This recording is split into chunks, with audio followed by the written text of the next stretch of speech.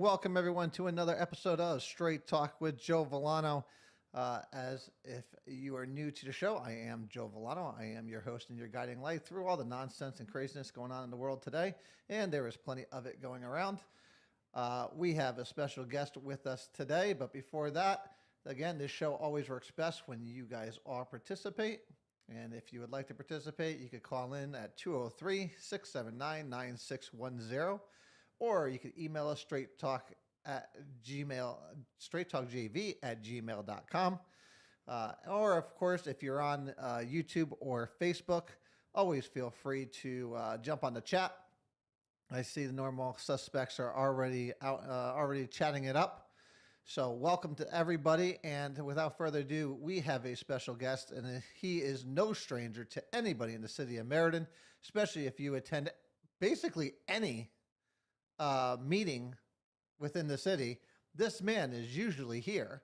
So without further ado, we are going to introduce him. Mr. Dan Zabrowski. He is running for city council at large. He is the Republican candidate. He is running at large along with Mr. Ray Orlett, who is here sitting in this very chair on Sunday. So, Dan, welcome to the show. I know you normally listen anyway, so it is a pleasure to have you here. So the floor, I'm going to give you the floor. Floor is yours. Why don't you give us a quick introduction of yourself and why you're running? Hi, I'm Dan Zabrowski. And again, I'd like to thank Joe basically to have me on the show in regards to getting a lot of points across. I don't know if many of you do go to meetings as much as Joe, myself, and a few others, but I'm looking forward to serving the city of Meriden. I've been in the city of Meriden for 74 years. 4 of those years I was in the service. And I got involved first with the Meriden Rod and Gun Club, then I expanded, and then I got onto commissions in the city of Meriden. I felt that, here's my opportunity because I was very fortunate to retire at 56. So consequently, my time is open wherever I can go, and I do go to many places, and I do, again, my one committee that I'm on right now is parking and transit. The parking and transit has been something that, I got involved in because the city needs to start making revenue out of our downtown and are getting the parking lots, and now it's being handled by a company called Air Garage. Air Garage is taking care of this whole thing, but the city gets money back on that. And again, my outlook for the city of Meriden is not bleak. It's looking good because of the fact that we do have people that are going to take this time, take the effort, and get out there and let these people know that we mean business. The Republican Party is not just basically trying to flaunt themselves. They are going to do something. They are going to put themselves in perspective. So Dan, you ran a couple of years ago. I'm over here on mute. Dan, you ran a couple of years ago, came really close at an at-large candidate. Again, you attend more meetings than I think some counselors do. So, I mean, because you touch on such a wide range of topics that you like to bring up. So I'm going to try to narrow it down to a couple tonight. And one, we're gonna talk about an article that came out in the newspaper today, because to me it was quite interesting the way they worded it, and the way it was worded is that new business continue to rise in the city of Meriden.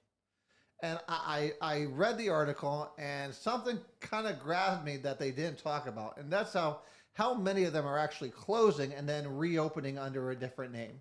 Correct. And so when they try to put this puff piece out, it's election year, and the RJ, of course, is in the bag for the Democrats, so they're going to do everything they can to put some kind of smile and face to it. But they don't want to talk about the businesses that are being forced out. And I don't know why that is. How do you feel the city of Meriden is going now for business, and where would you like to take it in the future? Basically, downtown Meriden has a lot of potential. But again, do we get people to get out and push this thing? I don't see any push. Perfect example, 24 Colony Street, 4 years, nothing. State Street, you got apartments over there. You got only 2 businesses. So where are we going with the city of Meriden? And everybody's just hell bent on the fact that some of the businesses that are opening up on the east side of Meriden, they're going to be tax rolled. They're going to employ people.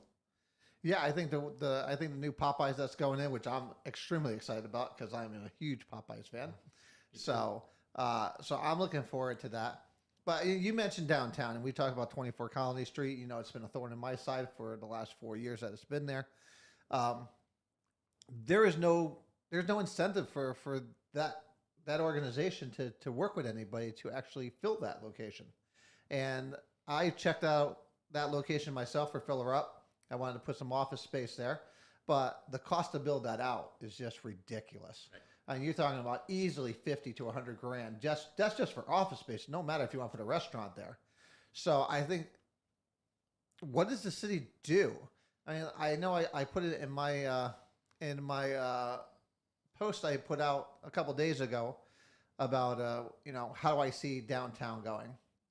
And I do think that the city does need to do some tax abatements for small businesses, not these big corporations who are getting federal grants and federal loans and state loans to do public housing. That doesn't make any sense why the city would commit 20 years of tax abatements to it when they should be doing it more towards those mom and pop shops for those first critical 3 years, giving them tax abatements to so they don't have to worry about, spending all that money on builds out. And I think it's just easier to do it that way. And I think it'd be even if it didn't work for that business, at least now it's set up for the following business to come up behind it. It's very true.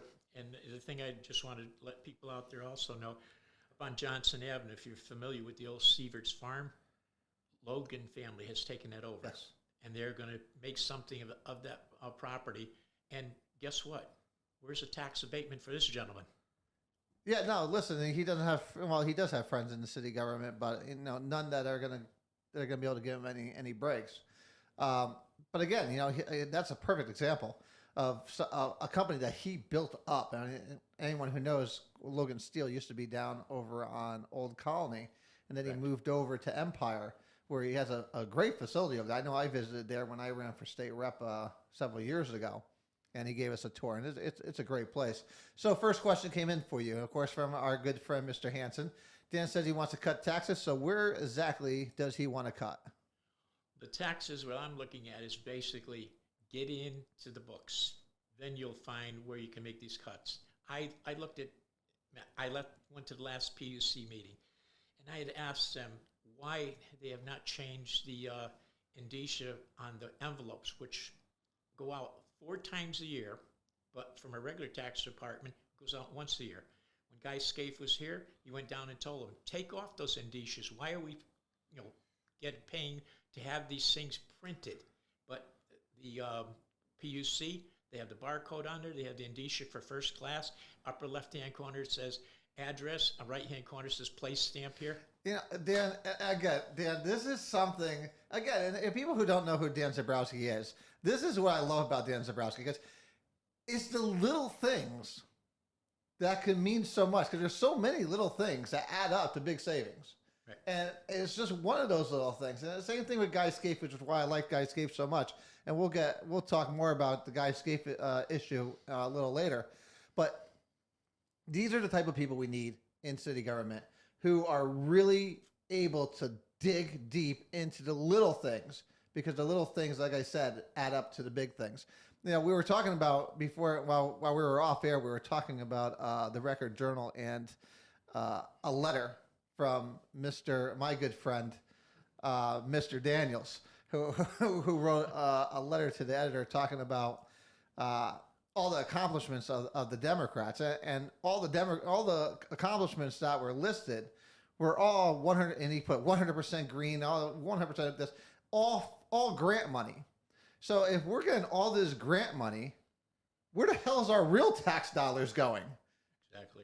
And then we were talking about the PLA. We want to talk about what Democrats have really done for us, especially Brian Daniels, who has the gall to actually open his mouth about where he's wasting tax dollars. He was one of the prime reasons why Maloney High School cost $18 million more in labor fees because we had it already contracted out. And then he came in and said, no, we need a PLA, which is a project labor agreement, which is a payoff for his union buddies. So they had to go back out. So just to give you a little backstory, they had to go back out to bid, and the labor side came up $18 million more.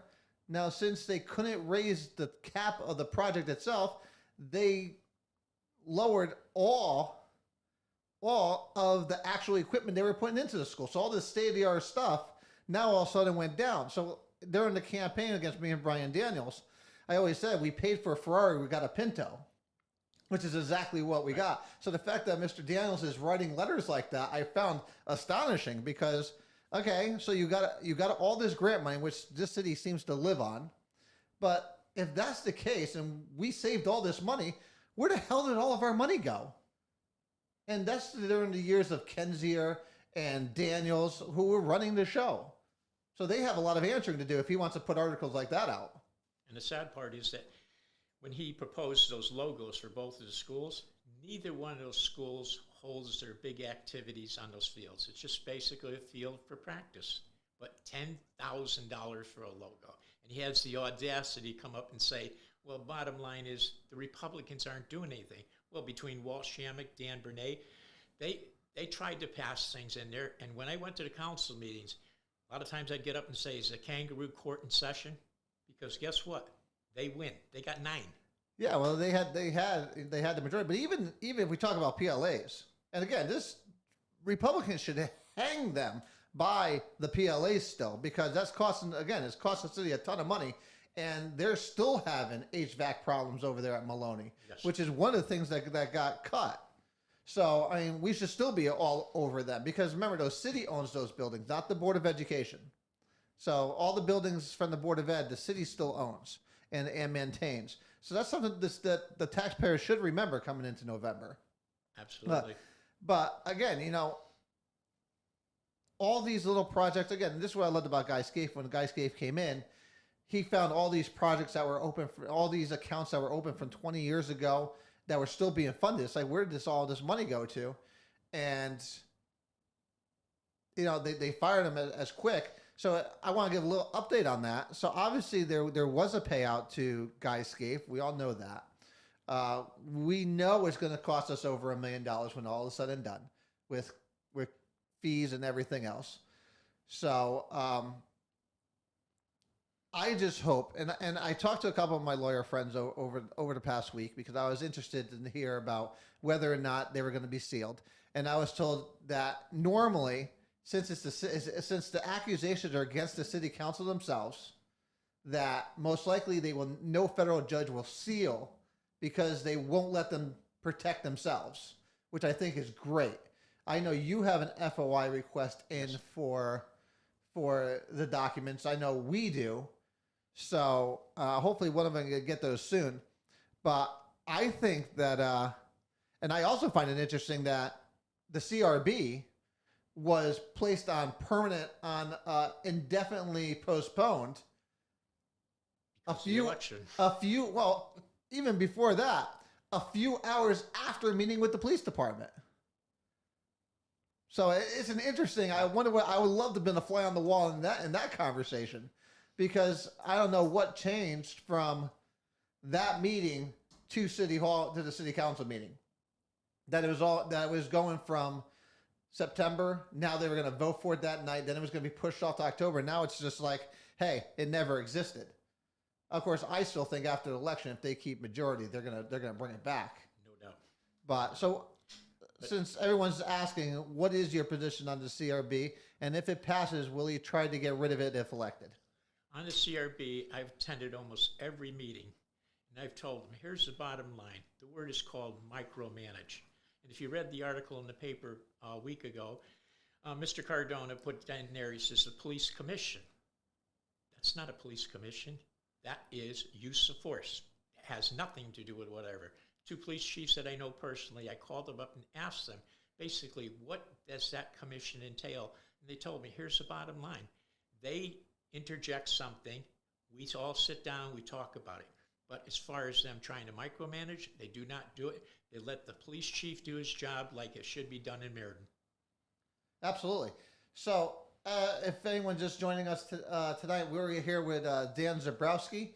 He is the Republican candidate for city council. He is at large. He is running with Ray Arlett, who is here on Sunday.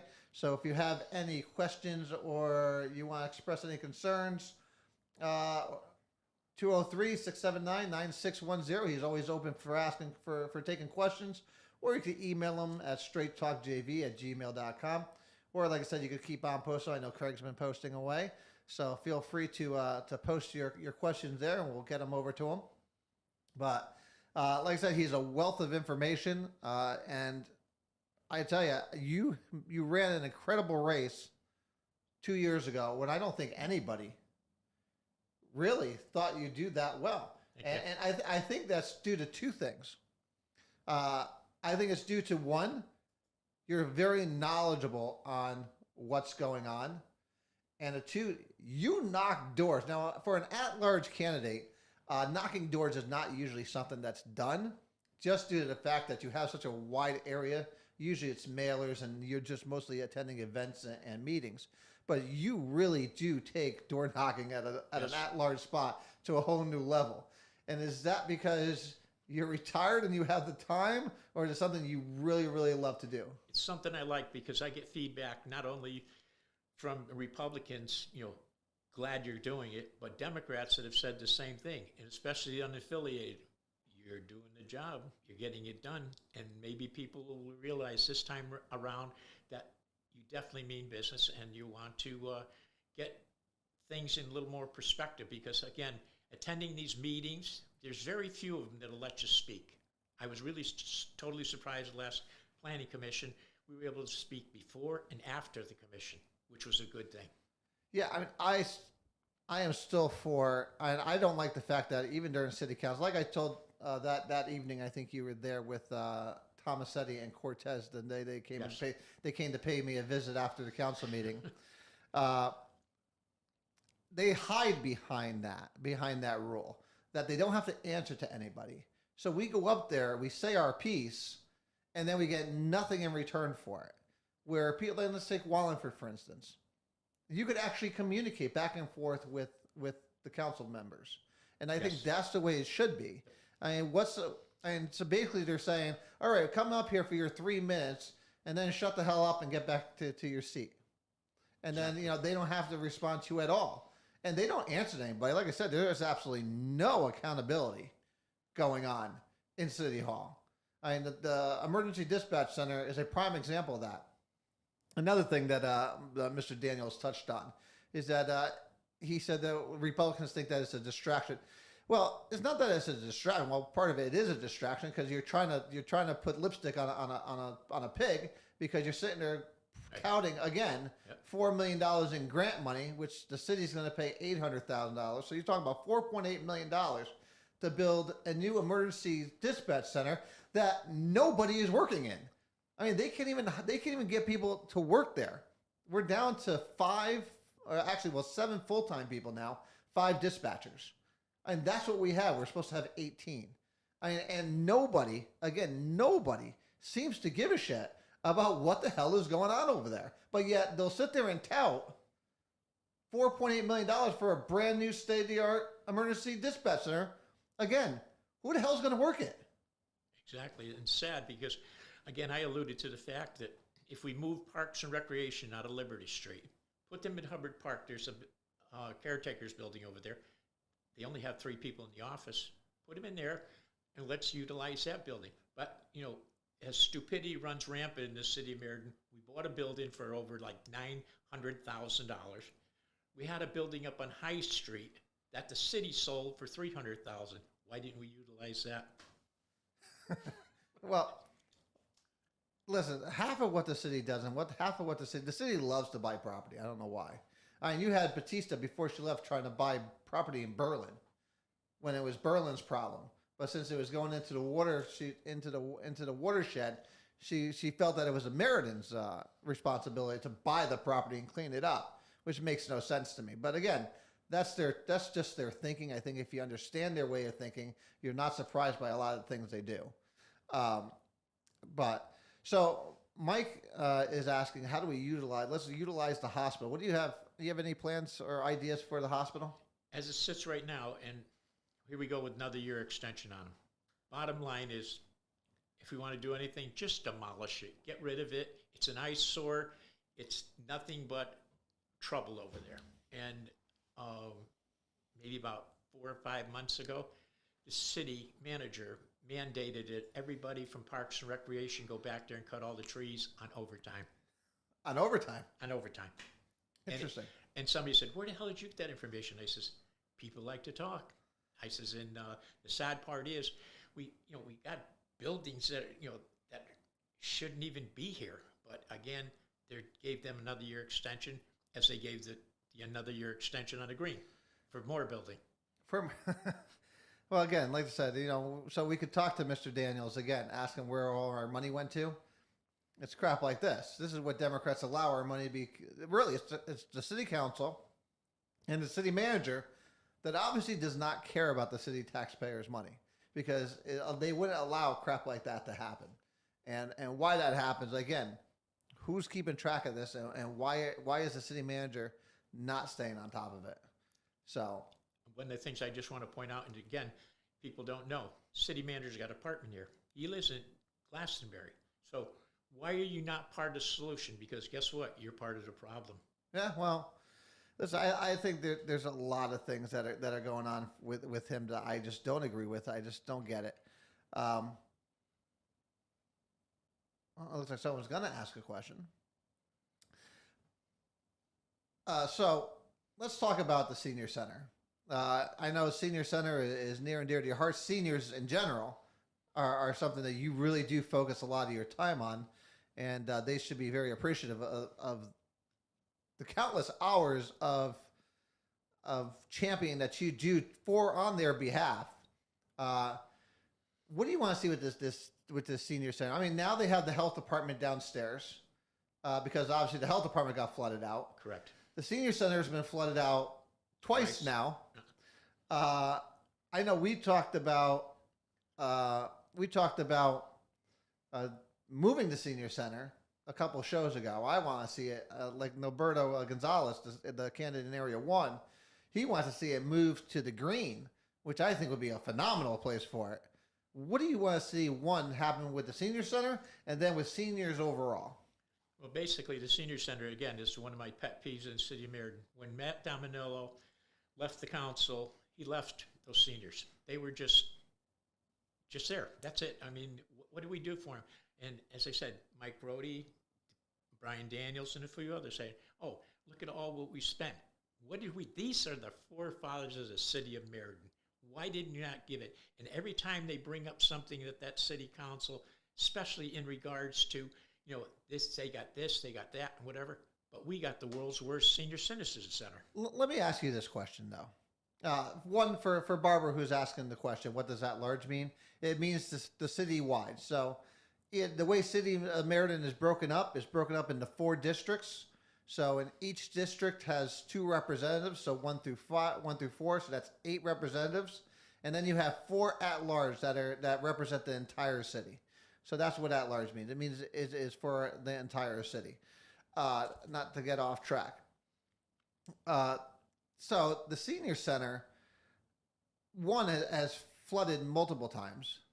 So do you feel that at some point it does need to be moved and a new one need to be built? Because like you said, they are the forefathers of our area. But at the same time, if you look at the statistics of Meriden, they still vote Democrat. They still vote for these people. Why is that? And how do we change that? One of the things that basically, and I find that, I've been impressed by a few people that are Democrats coming telling me, well, let's get something more done. Well, the thing with this is, you don't have to be on our side. You don't have to be a Republican. You don't have to be unaffiliated. You want to be part of the solution. And when it came down, again, with the seniors, I proposed this thing a long time ago, and Julie Berdelsky, who was our economic developer, she was the one, she says, we can't do anything with those buildings. You know what her job right now is? She is a repurpose of old buildings. So Karma, right? my whole contention is Wallingford, Cheshire, Southington, Berlin, all four of them have outside activities. We take over that old medical building on Cook Avenue. Lower floor will be for the seniors, so they don't have to go up and down stairs or elevators or whatever. Second floor would be our public health. They would be in that building. And the rest of them, we could repurpose those, make studio apartments, because there are seniors out there that are destitute. They live from day to day. And then what? Sell off the building on Miller? Yes, get rid of it. Because, again, it flooded again. A lot of people didn't even know that. They're not even in there now. The Board of Ed's out of there, and so is the health department. Health department's on the bottom level of the senior center right now. And it's sad. And now they're rechanneling the water over there on Cooper Street. Now, there's an advantageous place for our seniors to be up outside, play bocce tournaments, enjoy the outside on Hanover and West Main Street. They can't go out there because it's dodged the traffic. Yeah, I tell you, the traffic is definitely a serious issue. For the cost of a new senior center would be anticipated probably around $5 million for a new senior center. It all depends on where they put it. So, $5 million, I think, is cheap. Yeah, I definitely seniors, I agree. And to give them a home that they can call home, we need to do this in the city of Meriden. Yeah, I mean, and I look at it this way. I look at we talked about R's and D's, and I think Paul made a good point. I don't think parties should be eliminated because there are still some vast differences in where we stand in parties. But I agree, you should vote for the person, not the ballot. But unfortunately, that just doesn't happen. I think, to my question before, why do seniors, after everything they've been put through, still vote Democrat? And I think it's because they are old school Democrats who Correct. Do not understand what the new Democrat is all about, the far left. And for those who are figuring it out, I get told all the time, whether it's email or when I'm out and about, from Democrats, old school Democrats are like, what is going on? I'm not for, I'm a Democrat, but I'm not for this anti-racial, this anti-police rhetoric. They're not for it. And I think again, Democrats have realized that is a losing situation for them. And I think they're trying to backpedal on it a little bit. It's our job not to let them get away with it and make sure the voters understand what they tried doing. But do you see any kind of swing with these seniors that they're going to vote a different way this time? Again, this is one of the things that I set up a meeting next Thursday. I asked everybody in our party, as well as the Board of Education, to meet down there with the seniors. We're getting an hour to sit down because they are a voice within their own family. Your mother and father told you to do something. Did you say no?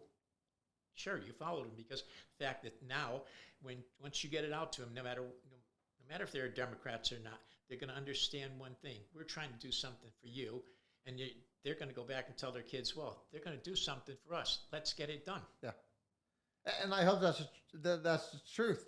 Paul made a good statement. State Street has been empty businesses for years. With the new apartments, green, and train station, there should be no reason why businesses aren't coming there. That's a big issue. It is, but there's a reason behind why these businesses aren't coming, Paul. And it's a good observation because, one, there's no disposable income down there. Correct. That's the problem. The fact that you're trying to revitalize an area on low-income housing is a horrible idea. And I always, even when they started this project, I said, you have to look at Atlanta, Georgia, and how they did it, and to show you how not to do it. Because they tried this game plan, and it backfired just like it's doing here. You cannot revitalize an area when you're bringing in people that have no disposable income that can actually patronize those businesses. And that's what's happening here in Meriden, and that's why you're not seeing any businesses go in there. That's just a fact.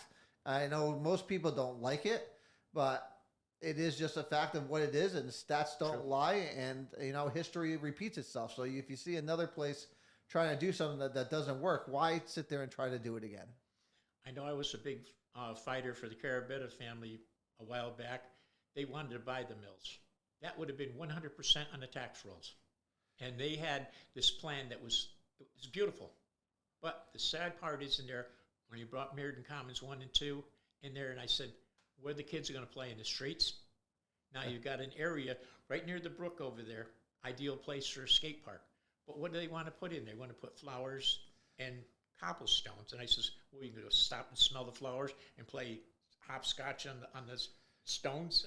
This is crazy. So I know me and Ray talked about it last week on Sunday. How do you feel? Where's your stance on a skate park coming to the city of Meriden again?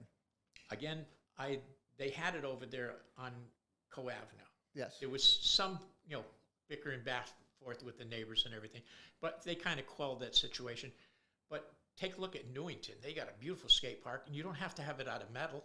You can make it out of concrete. So, I mean, there's not a real big cost behind it.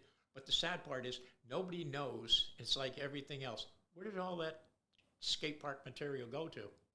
Well, that was destroyed when they ripped that whole thing out because they were using that as a staging area for Platt High School's renovation. Yes. And then they ended up putting the tennis courts there for the high school. Which was another blunder for the city of Meriden. Why would you want kids walking across Co Avenue to go play tennis? Like I said, the only issue I have with a skate park is just due to the high injury rate. I don't want the city to be responsible. Right. True. So just as long as the city's not liable for kids getting hurt there, would you be in favor of what Ray was saying, where Ray would want to put it over where the BMX bike is, that we could put it next to over there, and it's kind of out of the way. Noise wouldn't be an issue there because you have the park across the street on top of it.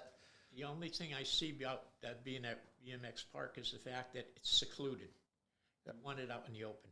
You want the skate park in the open? You want it out where police are going to patrol. They're not going to just keep going in and out of Falcon Field all the time. So somewhere where it's exposed, so that at least if there's any confrontations or whatever, the police are right within that area. Interesting perspective. I don't think any of us actually talked about that part of it. So this policing of it. So that's interesting. We're gonna have to talk about that part. We better be dedicated to Rick Tier again. But yeah, that's something that we're gonna have to discuss with the police department. I think that's an interesting part to bring up. I don't think we're there, and I know Ray, you'd probably have a different take on it. It's like, did we have any issues at the old skate park? Well, Mr. Rogas, God bless him, who passed away, they used to taunt him. He lived on Hamilton Street, right behind the skate park. Kids used to go in there, and they had to go to the bathroom. They'd go in the bushes. His wife would come out of the house and see him in there, and that basically, and realistically, it was really not that big of a problem. Okay. But again, if there's some way to control it, fine. So Ray said noise was really the only issue. So, listen, I'm all for it. Like I said, I'm all for the skate park if the city's not liable for what happens. God bless them, let them sit there and skate away. Right. So, we'll see. We'll see what happens with that. I think that's something that does need to happen. I think it would be interesting to have that for the kids. So let's get back to the whole business side. I know we had a conversation about that was kind of ongoing with the mall, with Best Buy going out now. Yes. I still think that is part of the master plan for the new ownership. I kind of laid it out in my post a couple days ago. I think it is still part of the master plan. They want the big stores out so they can put medical facility buildings all the way around. And then, of course, with the higher class clientele that they'll have there, that's why they love things like the dinner and the dinner theater there. I think they're going to bring more stuff like that out. But I think the mall will eventually go away. I think it will have a couple of restaurants in it, and like I said, the dinner theater, and maybe a couple of shops, and that's about it. I think most of it will just be medical facility because Midstate for years has been wanting to expand over there anyways.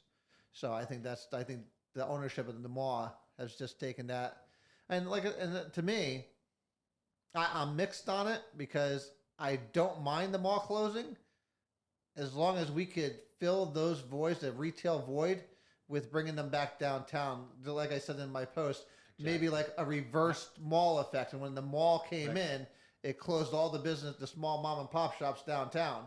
I'm hoping with the mall closing, maybe those mom and pop shops, again, with the city's help of tax abatements, will be able to bring them back.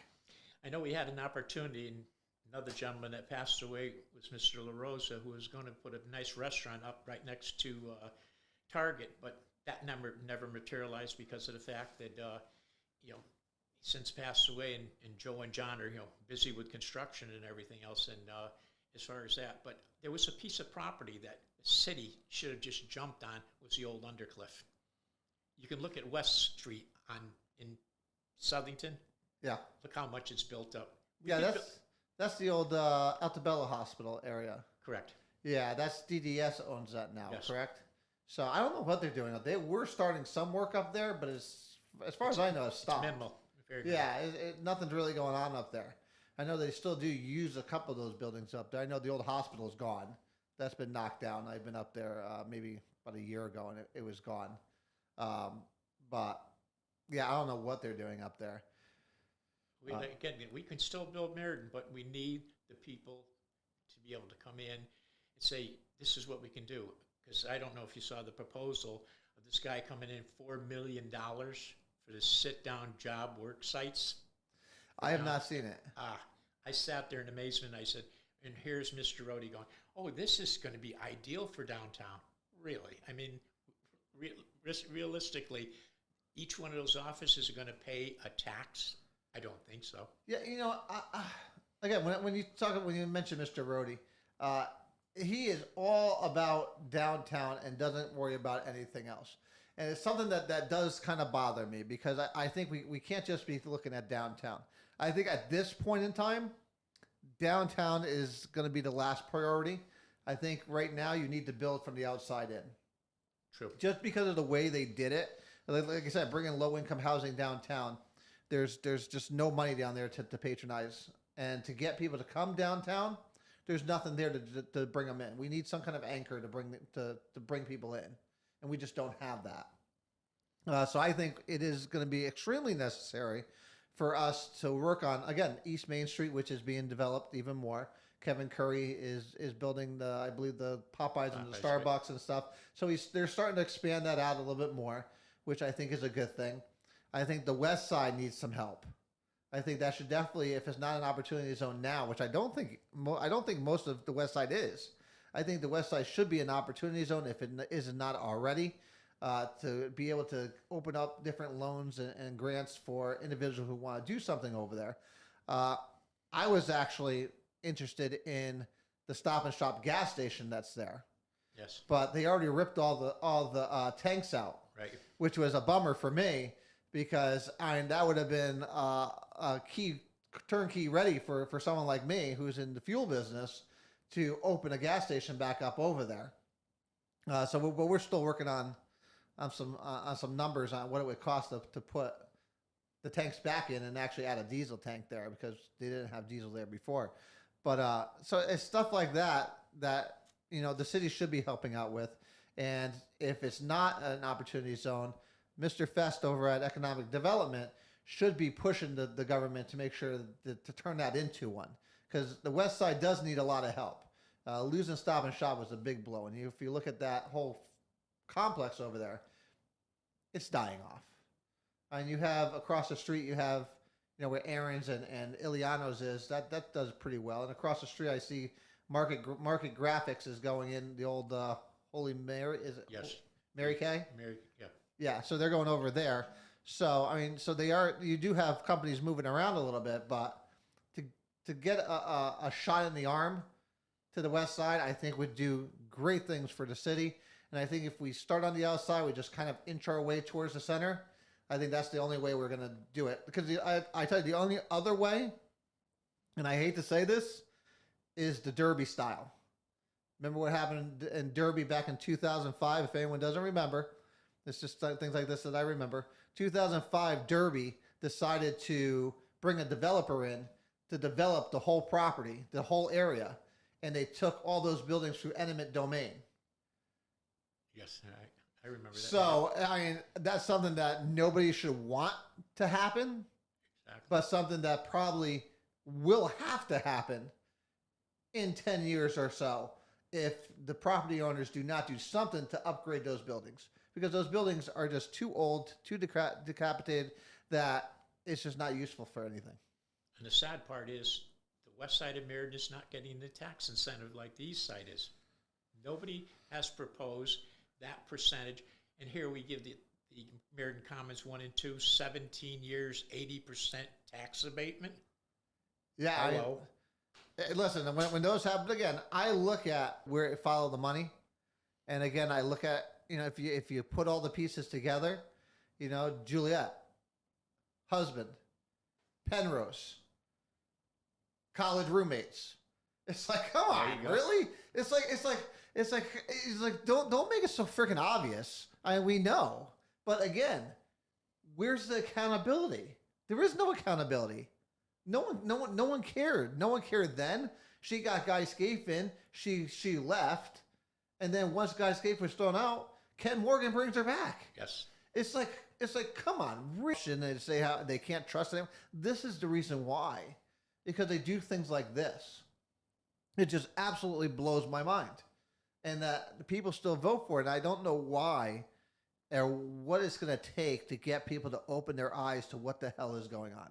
And again, you'll see me knocking on doors, and I didn't threaten to carry Bettis, but I says, I'm going to be up on Canyon Drive. I'm going to be knocking on everybody's door. I says, you're not going to be oblivious to my being in the areas. And again, that's just one of the things that when we get out there, we're just going to basically speak on what we think and probably get some feedback from the people too. Because a lot of, again, Joe attends meetings at the council, myself, a few others attend, but nobody else is showing up. You got 30 minutes. Let's get them. Yeah, and again, and anytime there's more people, they always extend the time. Yes. So don't ever feel that if you come and there's a lot of people, that you're not going to have a chance to speak your mind. You will get your time. They have never, ever denied extension of time. Correct. It would be political suicide to do such a thing, and they would be ripped for endless amount of years. So yes, I do wonder why not enough people come. That place should be full. We have a city worth of 60,000, 60,000 plus. This place should be packed every time we go. Absolutely. And for some reason, it's just not. And I just don't know what it is. I just don't know if people are just.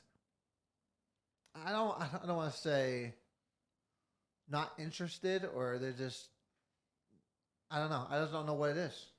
And there's many ways to do it. I mean, if you think that you have a long, whatever you want to say in regards to that, I did attend a council meeting, and there was 4 different people that got up and spoke on the same subject, but they kept carrying it on with paragraphs, and it worked out well. So, I mean, there's many ways to let them know what's going on. And when Brian Daniels was on there, his head was always hanging down because that was the man that did not want public input. Well, no, they didn't want it. They didn't even have it before Manny got there. Right. So Manny's the one that brought it back. So anyone who doesn't remember, Manny Santos was the one that brought back the public input. And I agree, Paul. A majority of people just do want to go about their lives. But when you're talking about your life, and you're talking about the hard work you put out there every day, when you see your money being wasted and you see your taxes so high, at what point don't you just turn around and say, what the fuck is going on? Right? I mean, that's how I look at it. I was like, I can't sit there. And again, and I lived in the city. I moved here in late 2006. And I'm sitting here for the first 8 years. I didn't do anything. Now I was big into politics down in New Haven. Treasurer of the Republican Party, ran for alderman, ran for Congress down there against Rosa.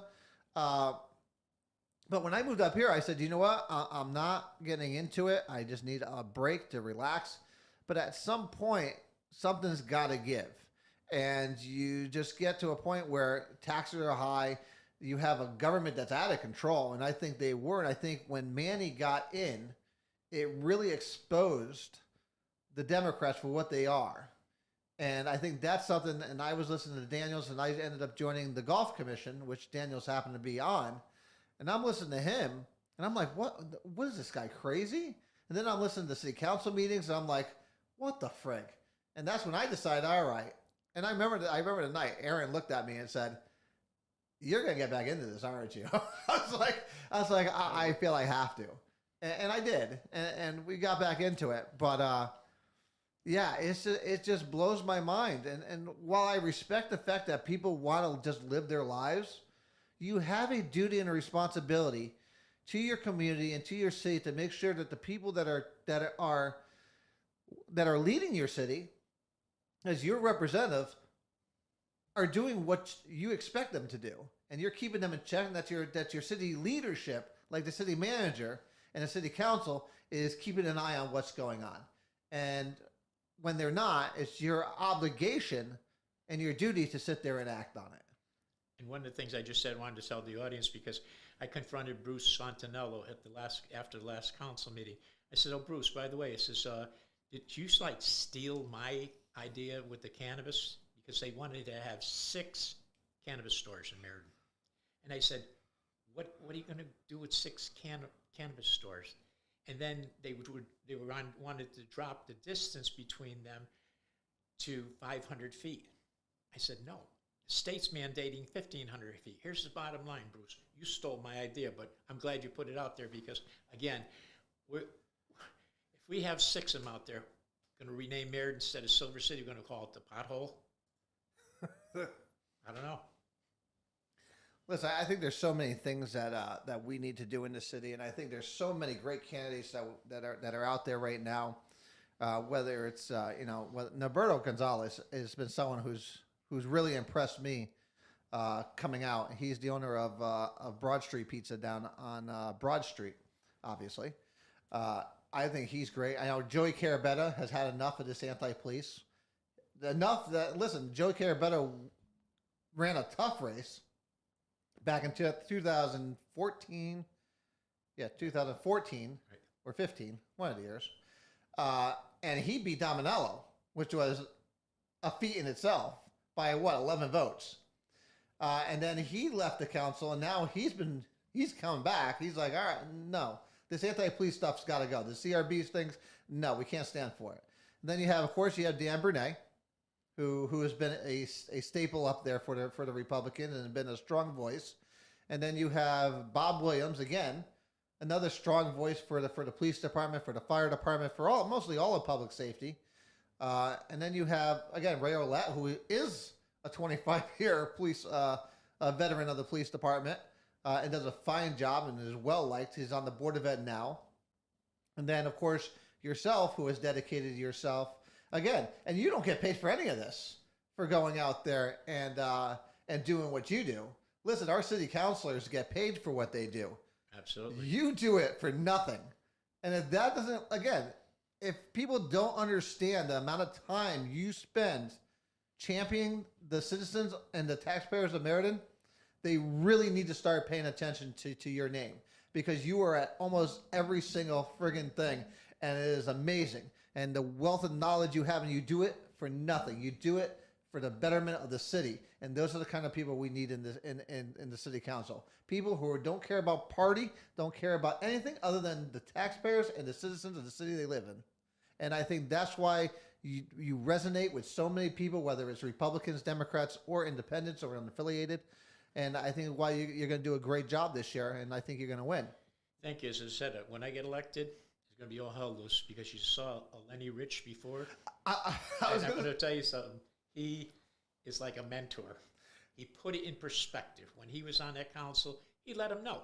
And matter of fact, one time he got up off the council seat, "I'm going to speak as a citizen at the podium." And that really rocked my boat. And I said, there's a man that's putting it in perspective. And again, we all have that right to put whatever you want forward. But then again, is it going to work? I love Lenny Rich. I love that man more than I should. He did not care. He did not care. And again, he wasn't a party guy. He was a Republican, but he didn't care. He did what he thought was best. Right. And again, that's the people we need. Like me and him, we argued many times over certain policies that I didn't think were smart to vote for, but he felt in his heart that that's what he wanted to do. Well, that's what he needed to do. And who might argue with that? I was like, okay, we could just agree to disagree on this one. I mean, he was gracious enough. He was my treasurer for my state run. And again, he is just a phenomenal human being. He is a wealth of knowledge. Yes. And he cares, again, deeply for the citizens of the city of Meriden. Absolutely. And you cannot put a price on that. Now, of course, you have people after his head. Did he say some things? Again, I think I'm somewhat like him, where I just don't care what I say. It just is what it is. That's how I feel. That's all I'm going to say. If you don't like it, tough crap. And I think a lot of people did come after him. I remember the times when city council was packed. It's usually because something that Lenny Rich said a week before. And it was comical, but again, I just loved the one day that he flipped up his laptop and there's a Trump sticker on his laptop, and nobody said anything. But again, he was comical in a way. But then he's down to earth. He has helped me right now with this campaign as well as everybody else in the Republican Party, and I applaud the fact that a lot of people are putting a lot more initiative into this race as I did the last time I ran. Yeah, listen. I think we're in for some. I think we're in for some great results come November. I think the message that the Republicans are putting out there, and we the people are putting out there, resonate with the people. I think if really the voters look at what's going on, and again, I get comments all the time about it, about this anti-police thing, which is again the biggest thing. I think people just aren't for that. And we have a city council that has been taken over by the far left. And they're not afraid, and this for the first time, they're not afraid to show it. And for the first time, like I said a couple times on the show, is that you have a leadership in the city council that does not mind putting Meriden in the perspective of something that's bad. Where again, 68% of the city is racist, and that we have a police brutality problem. That is something that, again, the citizens of Meriden look at and be like, no, we do not. Because there's not a single stat that shows that. And I think that is going to be a huge thing. And I think a lot of the ethics that Mr. Mike Carabetta, who's on the council in Area 4, something that he's been bringing up. I mean, you look at all the conflict of interest on that city council. Big time. Yes. Look at all, other than Bruce Fontanella, name one that doesn't either work for the city or work for a nonprofit that benefits off the city. I can't name one other than Bruce Fontanella that happens to be a lawyer. And myself, that's one of the things that'll never have to look back on me. I don't belong to any organization that's nonprofit. I do not. I mean, I'll help them, but as far as being affiliated like some of those council people are, and being also part of the solution in regards to getting some things done, but then what they get done has been reversed not to get it done. Yeah. Well, let me ask you this one question. Is there anything in the city now? If you could change one thing in the city right now, what would it be? It would definitely be leave the police department alone. Again, that's one of the things that I profess because my cousin Bobby Kaczynski was chief. I had cousins that were also in the police department, and seeing something like this, we need to turn around and everybody get out there. It's on my front lawn. Support our police. Yep. Leave them alone. Leave Chief Rosado alone, because Chief Rosado, he has an open door. I've spoke to him many times, and I tell him, I'm all for the police department and getting you to be the manager, not city manager. Yes, he has to answer city manager in regards to other things, but as far as him doing his job, he came from Willimantic. He came from a town. A lot of people don't know. They had a lot of problems up there. They have a lot of methamphetamines up there in Willimantic, and in fact, I think it's like the capital of Connecticut for fentanyl and stuff up there. So he definitely comes from a place that has issues. But I think the issues he has right now here is gang issues. And and I would agree that violence is probably one of the biggest issues here in the city of Meriden. And I think with the police department, I think you need to one step aside, let them do their job, and not let them having to look over their shoulder every friggin' time for the city council to sit there and handcuff them in some way or another. I think they have. I think the chief needs to step up and again work with our state partners and our federal partners like we did back in in the old days, Right. and let them come in and help out with the problem. Listen, there is no shame in asking for help.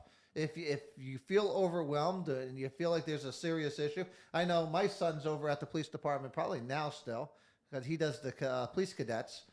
Um, Listen, I want kids to want to be police officers. That's something that one I always wanted to do when I grew up. I almost became one back years ago in Hartford. And listen, it's a thankless job, and it's a hard job, and it gets harder and harder every day with the climate that our city council is trying to put in the city. And I think it's unnecessary. I think it's unwarranted and it's unwanted.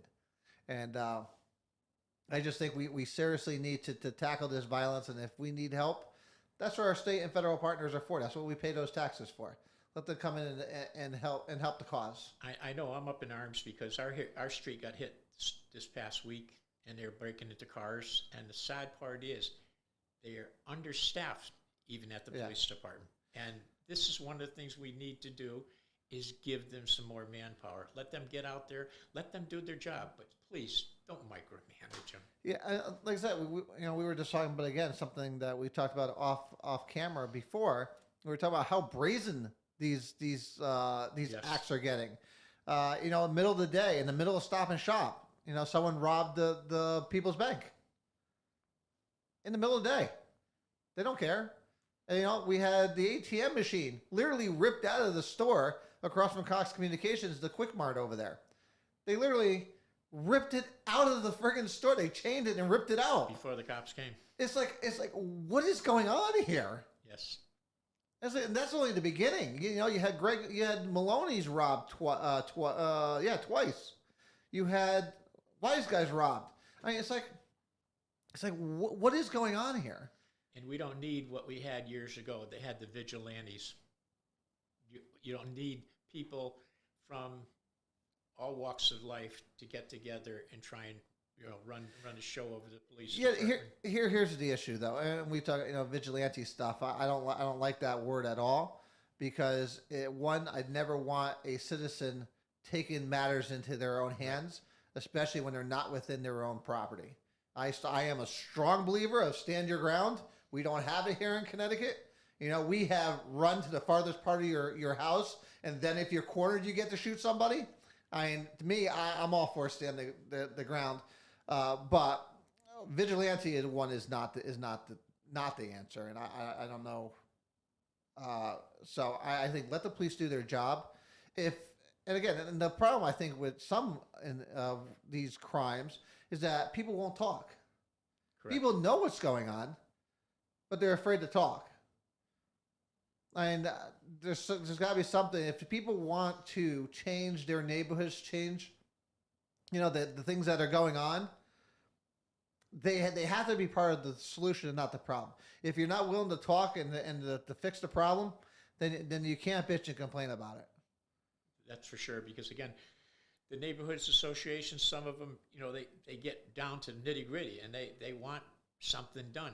But again, how do we get a lot of this stuff done because we don't have the manpower out there?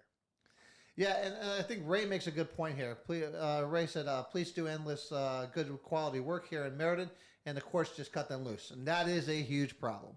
And that's something that, again, liberals like Mike Lawler, when he was up in Hartford, really, really, really pushed to get criminals back into the streets. And I think that's something that liberals, far left liberals, I won't say all liberals, because there are some moderates and some conservative Democrats that are not for that. Unfortunately, they just don't work up in Hartford at the state capitol. So I don't want to say all, because I know a lot of Democrats that are not for that. But the hardcore liberals, like a Mike Lawler, is all for, just releasing criminals on good behavior and on these early release programs, which is something that Senator Suzio at the time really pushed for a lot of that to go away, because he didn't want this early release, because we saw what happens. Exactly. One got out and then murdered the gentleman at the gas station. Correct. So there's this. Me and you could literally go on talk for like 3 or 4 hours here on everything that's going on in the city, because you're that knowledgeable in basically every aspect of the city and the city government. But unfortunately, we are running out of time. I'm going to give you a couple minutes to give your pitch and let people know what you're all about. Again, as you know, many of you know who I am, but you can follow me on Facebook. I have my telephone number in there. I have my email address. I have everything that I want people to at least give me more incentive to put out when I go canvassing. Why this? Why that? Can you answer that and say, well, gee, isn't that what you want? You want Meriden to become a city that's well-known, as opposed to when you mention the name Meriden in Cheshire, oh, you live in Meriden, or you're in Southington, oh, you live in Meriden. No, yeah, I live in Meriden because I'm still part of the city. I'm part of the solution, not the problem. And the bottom line is, as you see my signs out there they are. And it says, vote. A little higher. And again, the whole logistics behind my campaign is I'm doing it for the city of Meriden. I'm doing it for the taxpayers. And I'm also doing it for myself because I pay taxes too. Yeah. So if you want to sign, or if you want any information, you could always contact me via here. Or like I said, go to Dan Zabrowski for City Council on Facebook and request your signs. Or starting next week, you can pick them up down at the Republican headquarters. But again, I want to thank Joe. And again, think about what the future can bring, because we have the slate. We have a good Republican Party slate, and we will put it together for a betterment of Meriden. And thank you. Like I said, I think it's a tremendous slate. I think from Elaine as mayor, Norberto over at Area 1, you got Joe Carabetta III over at Area 2, Dan Brunet at 3, Bob Williams at 4, Ray Orlett, Dan Zabrowski at large. You can't get any better than that. I don't know what more you want. But again, if you want more information on them, reach out to them and make your questions heard, and they'll get you answers. I love saying it. I think it's a great slogan. I don't think it's just a slogan, but it is an actual true thing. I love this slate because I do believe that Meriden deserves better, and I think that is a perfect tagline for it. Meriden does deserve better than what they're getting right now, and I think you are a major part of that change. Thank you. And I thank you for coming on the show. And as always, we'll probably have you back again another time, because, again, we can sit here and talk for hours and hours on end on what is going on in the city. Can I just leave with 3 paragraphs? Go for it. This is what I want the people of Meriden to know. We are of the people, by the people, and for the people. Amen, brother. Guys, as always, I love each and every one of you. I love the fact that you guys are here and we're doing great things together. But again, we need to take it from here and get back out into the streets and spread the word with everybody that we can. It is our duty and our obligation to make sure, if we want to see change in the city, that we are the vehicle of that change. And in order to do that, you need to make sure that you are getting out there and spreading the word and making sure you vote. So until then, I love you. You guys have a great night. God bless you, and God bless this great country of ours, because without it, we have nowhere else to go. Love you guys. Good night, and I will talk to you later.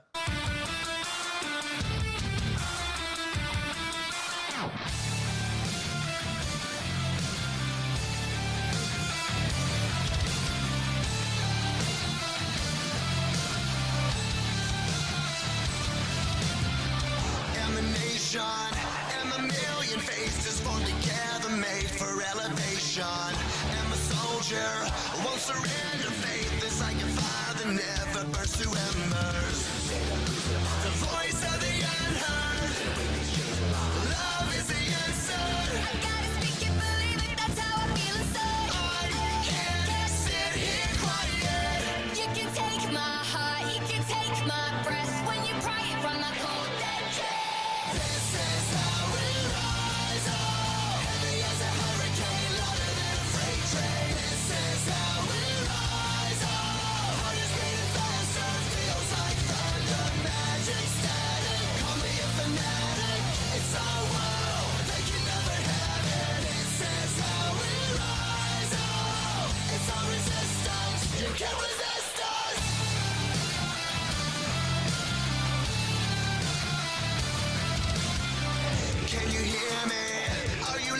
sleeping and the shadows could be making history.